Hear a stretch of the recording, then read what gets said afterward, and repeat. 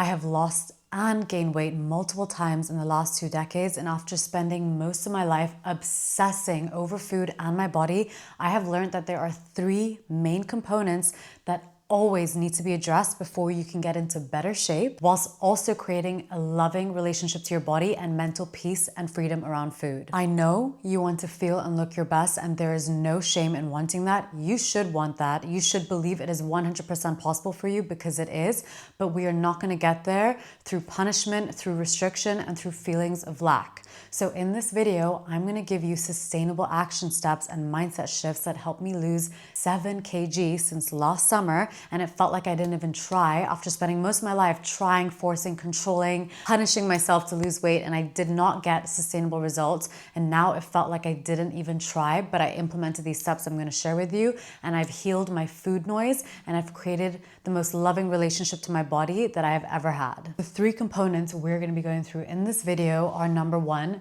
the physical. Here we're going to discuss the difference between real hunger and reward hunger, and how so many of us today in the modern world use food as a coping mechanism for dealing with stress, boredom, discomfort, pain, and what we can do about that and how we can switch out that habit. Number 2 is the mental, and this is definitely the most interesting one by far. Here we're going to talk about your self-image, what it is, and how if your belief systems, which is what your self-image is made up of, isn't in line with your goal. So if your goal is to become a leveled up version of yourself, if your self-image, which is unconscious, is not in line with that person you want to be, then no matter what, you will unconsciously self-sabotage again and again.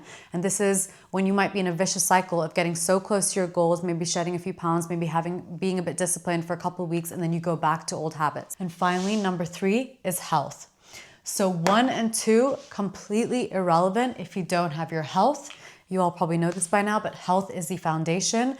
And in this section, we're going to be talking about how your body will under no circumstances let go of fat if you are living under stress. So if you're living in chronic stress, which is very common these days, if you're struggling with hormonal imbalances, gut issues, you can't sleep properly through the night, here we're going to be talking about how you can improve your health and become more stress resilient. So number 1 and number 2 is more effective. When it comes to getting healthier and staying disciplined, so much of it starts in your mind. And honestly, one of the biggest things that helped me reprogram my mindset was therapy. A few years ago when I was working my 9 to 5, I felt stuck, unmotivated, and like I wasn't living up to my full potential.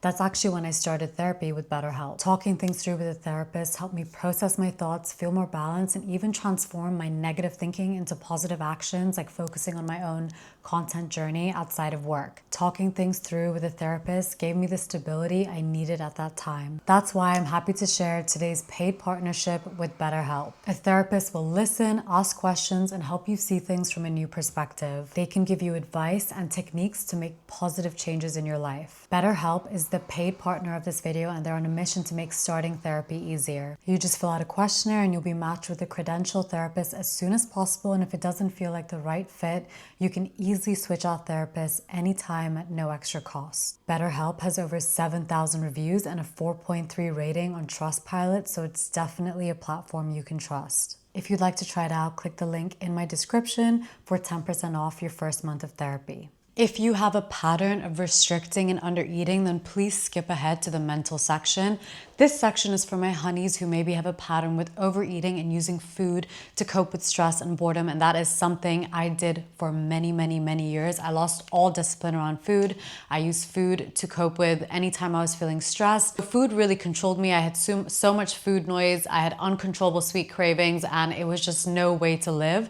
But I did have to learn these lessons and go through the habit of training my body to understand what real hunger is. 70% of the US is considered to be overweight and obese, and that figure is estimated to become 86% by 2030. That's not just the US, like a lot of countries will be following suit with that. This is a worldwide problem now. So what is going on here? Because we all know at this point what foods are good for us. We all know what we should be doing to look good and to feel good. We all know what's good for us. So why is it so hard to be disciplined? This is where the explanation of real hunger and reward hunger come in. So real hunger is when your body genuinely needs fuel, and this is when it releases the hunger hormone called ghrelin. So the hormone's released, your stomach signals to your brain, I'm hungry, you go eat food. Then the full hormone called leptin is released that signals to your brain, I'm full, great, I ate a meal, the cycle's done, dopamine is released as a reward, everything's great. Now, the catch is reward hunger, you can be full and the hunger hormone ghrelin can still be released when you see calorie dense food. So that's why when you're really full, you can have dessert come out and then suddenly make room for it, right? And the reason that happens is because we've actually evolved to give in to our reward hunger, because in the past, early humans, they didn't have a way to store food. They didn't know where their next meal was going to come from, and they could easily go a day or two without eating any food, right? So because of that, early humans and the way that we've evolved is to eat past fulfillment. So humans would eat past their fullness levels, then they would be able to pack on that extra fat on their body. So when they wouldn't have food, right? Because today we have amazing ways of storing food. We can go down to the convenience store. We can order on our phones in a matter of seconds. We're never deprived of food, right? But we've had 100,000 generations of humans over 2.5 million years. And this is a new phenomenon. For most of the past, a lot of humans maybe didn't know where their food was coming from. So they would pack on extra calories. And so we've also evolved, our brains have evolved to release more dopamine when we eat more calorie dense foods, because it was a protective mechanism. But in today's world, we almost need to be harsh with ourselves, because there's so much food, and not just any food, so many calorie dense, pleasurable, processed food all around us. So we really do need to work hard to create that discipline around food and understanding our own body and our own hunger cues. And the crazy thing is that real hunger only drives 20% of eating these days. And the other catch is that when you eat and it's not actual real hunger, if it's driven by other reasons, reward hunger, craving dopamine because you're stressed, you're bored, you don't want to feel discomfort, then you're far more likely to binge past fulfillment. Now we know for a lot of us, most of our eating cues are driven by reward hunger, which releases a lot of dopamine, which makes it a really addictive cycle. So in our action plan, number one step is we need to reframe our relationship to pain and to hunger. Because in today's world, everything is so pleasurable, like to an extent that our brains haven't evolved to cope with it yet. And that is what leads us to feeling mentally fatigued and depressed, because we're just not able to cope with feeling pain anymore. We're not able to cope with sitting with ourselves, with being bored, with focusing for hours, for doing hard work, for letting ourselves be hungry for an hour and not just reaching for the easiest, most convenient, high calorie option. Hunger can be so deceptive. So I'll notice this all the time. I'll go sit at my desk and I know I'll need to do some work. And then my brain will immediately start sending me thoughts. Oh, maybe I'll get a cup of tea. And then maybe 2 hours after I've had breakfast, it'll say, I'm hungry. Like, let me go eat. But I'm not hungry because I just ate a couple of hours ago, and I know I'm not hungry. I know that meal is enough to sustain me, but my brain is bored. My brain doesn't like sitting through the discomfort of working. You know what's so much more pleasurable is going to eat, because a lot of researchers say that human beings are just dopamine seeking machines. In life now, in today's world, it's okay to be uncomfortable. It's okay to feel pain. It's okay to not feel good all the time. It's okay to not always do activities that are feeling so pleasurable. In fact, it is so good for us to sit for a couple of hours and to just not feel good because we're doing something hard that we know needs to be done. It's okay to be tired and to go work out because we know that we made a promise to ourselves, right? So number one is just reframe your relationship to pain and hunger, because so many of us avoid it when in actual fact we should be embracing it. In the modern world, we no longer experience acute stressors. So that's when in the past a lion would jump out and try to eat you and your heart would race and adrenaline would be released and you'd be running for your life, right? Instead, in the modern world, what we experience is chronic stress, and that's kind of a slow, long-term stress that can come easily just from our mind thinking thoughts like, oh my God, I have so much work to do. What is my boss going to email me tomorrow? Or I have an exam, or you're stressing about what your friends are doing, or you're stressed out because you're watching other people on social media. We can easily create stress in our mind, and that actually releases cortisol. And cortisol is one of the easiest ways to kickstart reward eating, because food is this really inexpensive form of giving you short-term relief, right? So in part 2 of our action plan, we want to find other ways to cope with stress. And one of the biggest realizations I had, if you have food noise and you're constantly using food to cope with stress and you aren't able to sit with the discomfort of being hungry in between your 3 meals, I realized when that was all happening to me, it was because I wasn't getting pleasure from life. I was getting pleasure from food. For example, even if you have uncontrollable sweet cravings, sometimes it's because you genuinely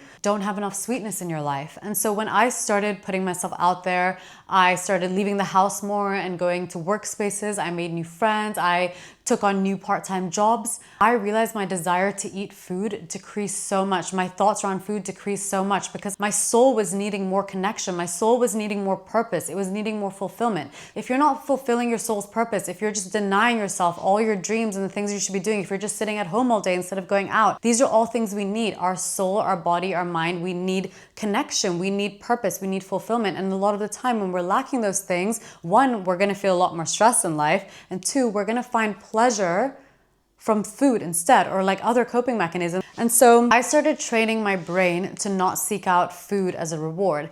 And so when I would feel hungry and I knew that I wasn't hungry, I wanted to snack, I would maybe just go for a little stroll around. Or if I was really feeling quite stressed, then I would do little activities like I would do lymphatic drainage, I would do gua sha, I would do reflexology. Because here's what happens. If you're stressed and you want to reach for that cookie, but instead you think, okay, let me just take 15 minutes out for myself, go outside, get some fresh light, go for a little walk, the hunger will subside and you will feel so much better. And you'll be proud of yourself for keeping your word to yourself and not eating the junk that you wanted, right? And so that will train your brain. Your brain will then have a memory of, wow, that actually felt really good. Then through repetition, you do that again and again and again. It gets to the point where it's like, oh, I feel stressed. I want to reach for that cookie. But you know, that cookie is not going to solve my problems. It's not going to solve how I'm feeling, right? It's just a 2-minute short-term relief. And so that's become a strong memory in your mind, and it will become easier to make those decisions and to not give in to using food as a reward. And finally, step 3, we're going to eat smarter, not less, or in a more restricted way. I feared food so much and it was no way to live. Now I have so much peace around food. If I go out for a pizza, I don't even think it's bad. The only thing that I'm mindful of is junk food is more calorie dense, right? So it's more calorie dense, but it's not as filling. So you could eat a lot of junk food and get 2,000, 3,000 calories from junk food or processed food or fast food, but you won't feel as full as eating real whole foods. There's been studies done on this. So foods differ by 700% in their ability to make you feel full. And this is actually really upsetting for me because I love croissants, and they did a study. So a croissant and a medium potato have about the same amount of calories, but you would need to eat 7 croissants to feel the same level of fullness that you would get from eating 1 potato. Most of my foods are made up of real whole foods. I don't restrict anything. I don't demonize rice, potatoes, nothing. If it's a real food, I include it. I try to eat a balanced, varied diet, but most importantly, eating home-cooked foods from real foods are going to make you feel more full and more satiated. And again, you're going to be training your brain to get used to how good that feels, right? Because maybe in the beginning, the idea of eating fried chicken or a pizza all the time is going to feel so much better than eating a home-cooked meal.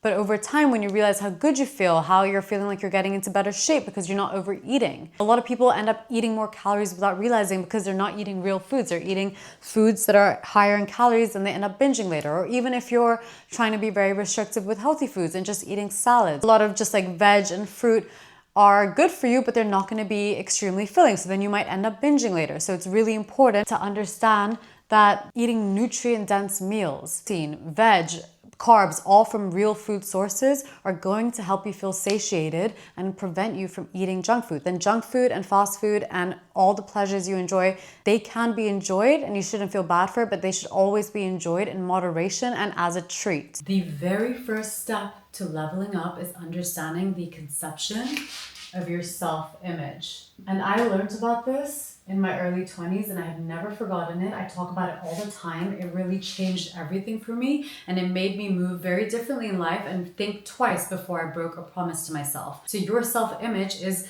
the conception that you have of the type of person you are. It is all of the beliefs you have about yourself. So if today this is you, but you want to be this person, they're more confident, they've got everything that you've ever dreamt of, they're moving through life the way that you've always dreamt of, they're going after their dreams, but this person does not match what your self-image is of yourself unconsciously, then no matter what, you will always self-sabotage. Okay, so you'll get 2 steps closer, 1 step back, 1 step closer, 2 steps back. You will always self-sabotage. And why does this happen? Your brain and nervous system make up a servo mechanism, which is like this automatic guidance system that you use. And it's like this automatic mechanical goal-seeking device. It's like you're a computer. All of your goals are always filtered through the self-image because your self-image is a self-fulfilling prophecy. So even if consciously you're like, no, but I want to be better. I genuinely really want to be better. But the beliefs you hold about yourself that make up your self-image are that I'm lazy, I don't like going to the gym, I don't like meal prepping, I'm just not someone who follows through on what I say I'm going to do. If that is unconsciously your core beliefs based on your past experiences, based on your belief systems, then the goal of being better, that's just not going to match your self-image and you're just not going to be able to follow through on it. You're going to keep self-sabotaging. Simply understanding this concept is what helped me make the change. You can change your self-image as an adult. You can change your self-image as a grown-up by building trust with yourself. So every time you say that you're going to do something, whether it's not getting that takeout and eating cleaner, whether it's going to the gym, whatever it may be, any promise you make to yourself, if it's hard, but you wake up and you do it, even though it's hard, you are changing your beliefs about yourself and you are changing your self-image. A poor self-image means you don't have any trust with yourself because you're constantly breaking promises to yourself. You have to view yourself like your little child. Okay, like if it was your literal child, you as a child, and you're looking at its face, would you constantly break promises to it? Would you constantly break promises to your best friend? No, but the person that you're born with, that you're going to die with, that's going to be with you through every step of the journey, you're constantly lying and you're breaking promises to yourself. Okay, so you're motivated, you're setting goals to improve your self-image, and you're promising yourself that you're going to keep following through. How do we stop ourselves from self-sabotaging? What I want you to do is I want you to write down all the thoughts you have around food. So, for example, I used to think to myself, I have to have a sweet treat after a meal. Sweet treat after a meal, like I have to. That was literally something, a core belief of mine. So just in everyday life, what are your belief systems? Maybe it's, I don't have time to meal prep. I don't have time to go to the gym or to go for a walk. For me, I live next to the best bakeries in the city, and I would literally tell myself that if I'm leaving the house, I have to go to the bakery. So that was a belief system of mine. So I would go to the bakery every time I leave the house. Maybe you think the weekends are for junk food and for maybe binging a little bit more. What are the thought processes that you tell yourself every day? Because if you can just write them out and have them in front of you, pen and paper, and then really tell yourself that these are just belief systems. You get to choose whether they're true or not. Because these belief systems have become ingrained thought patterns and habits in your mind. And one thing I really want you to tell yourself every single day when you're trying to change your habits is you don't have to listen to your thoughts. Like, you don't have to listen to your thoughts. When I would leave the house and I really wanted to stop going to the bakery 3 times a week because I just knew it was unnecessary and I wanted to challenge myself, I would leave the house and my brain would just trick me so beautifully, and it'd be like, let's just walk past and have a look. It's fine, it's just wine, you worked out yesterday, it's not a big deal. Your brain will tell you anything it can to keep your belief systems the same. So what I started realizing is if I've made a promise to myself today, I am not going to go to the bakery, then no matter what thought enters my mind, I realize I can just observe those thoughts and let them go. I don't actually have to listen to my thoughts. So many of us, and me for most of my life, we think our thoughts are gospel. They're just the truth and we just need to listen to them, not realizing that consciously you can take back control. You can even laugh with yourself and be like, you are so clever. But no, I know I'm not going to go.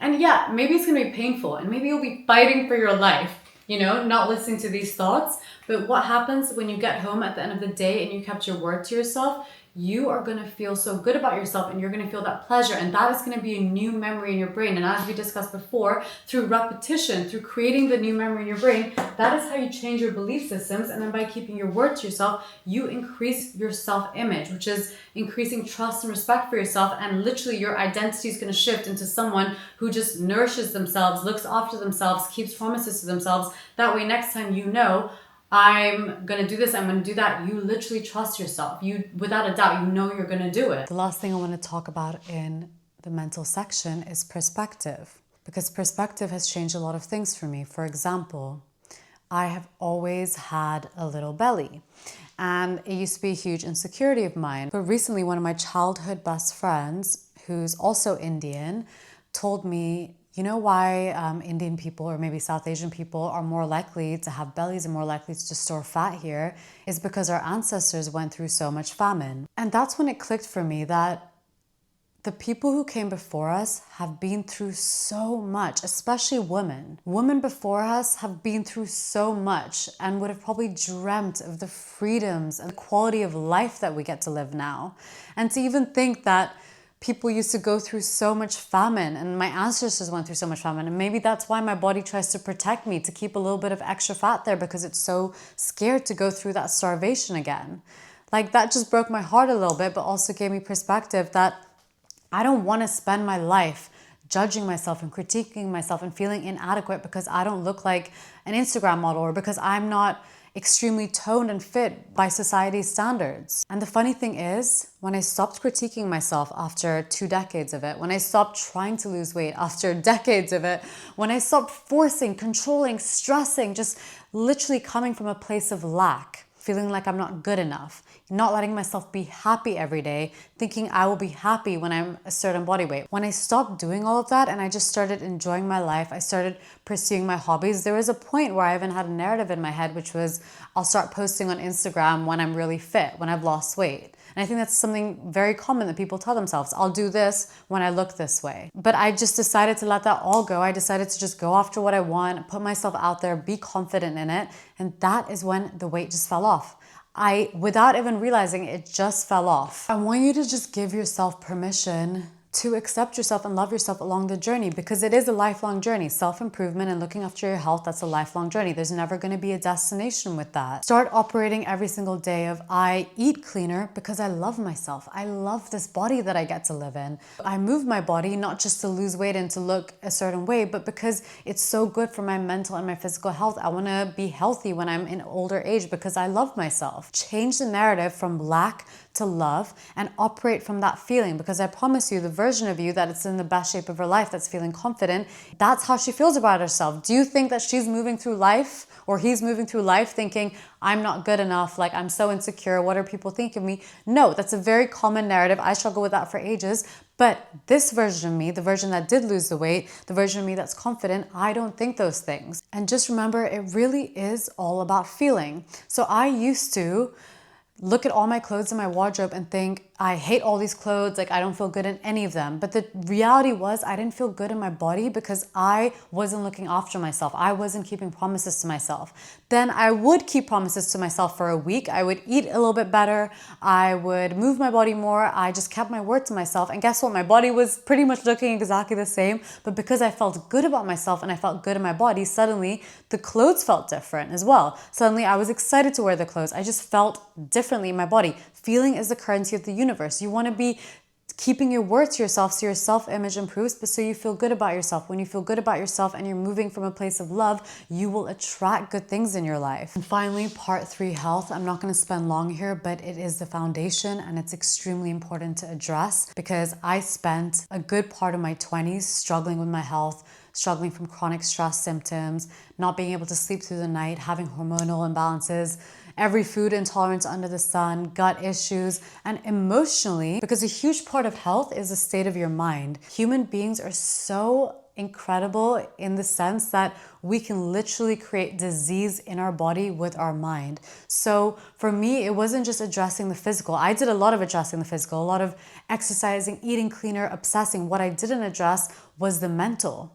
What I didn't address was the state of my nervous system. I was constantly putting myself in a state of stress by thinking negative thoughts, by constantly judging myself, constantly not feeling good enough. And despite feeling like that, I was still making weight loss and fat loss my number one goal. And honestly, it just delayed how quickly I was able to heal. So if you are struggling at all with your health, mentally and physically, I would make your number one goal to just love and nourish yourself and bring yourself back to homeostasis, and to feel good and to feel stress resilient. If you do that, then the byproduct will be that extra weight will naturally fall off. So there's no point focusing on fat loss. Fat loss is an extreme stressor to the body. Imagine putting an additional stressor on the body when you're already in a stress state. So for me, addressing the mind and finding ways to regulate my nervous system completely changed the game for me. And I'm going to share two of those things. This is how my own personal business was born.